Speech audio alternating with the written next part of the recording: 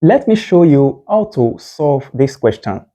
Here you have to solve for the value of x in x minus 12 and negative x minus 4 equals to 0. If you encounter this question in the exam, proceed like this. Here I'm having in x minus 12 and negative x minus 4 equals to 0, okay? Recall that if I have a raised to the power of negative b, this can be written as 1 over a raised to the power of b, right?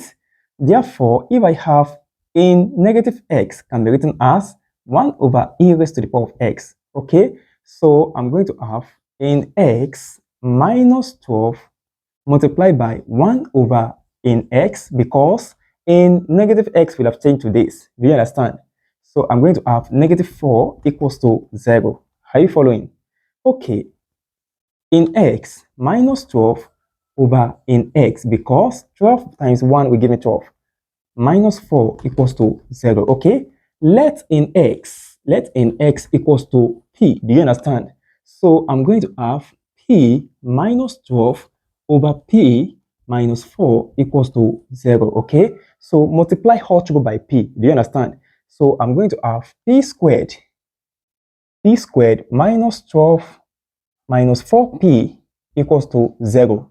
All I did was that I just multiply all through by p. Do you understand? So now we write this. I'm going to have p squared minus 4p minus 12 equals to 0. Okay, factorize p squared. Okay, this and this.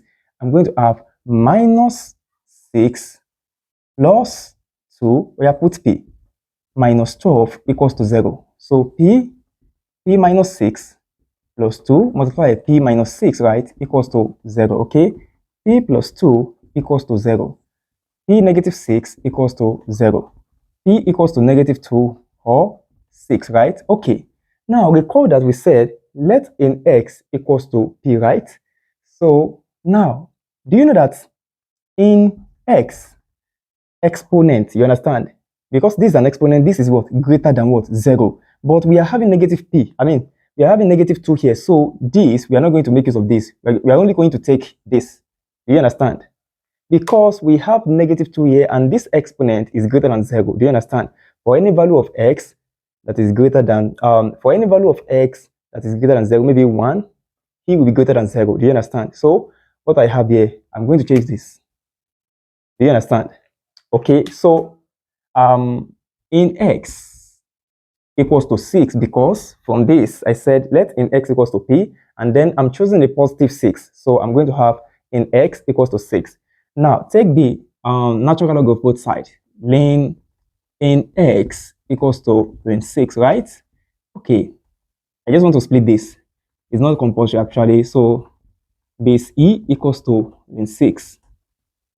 So x equals to ln 6, which is the final answer. Do you understand?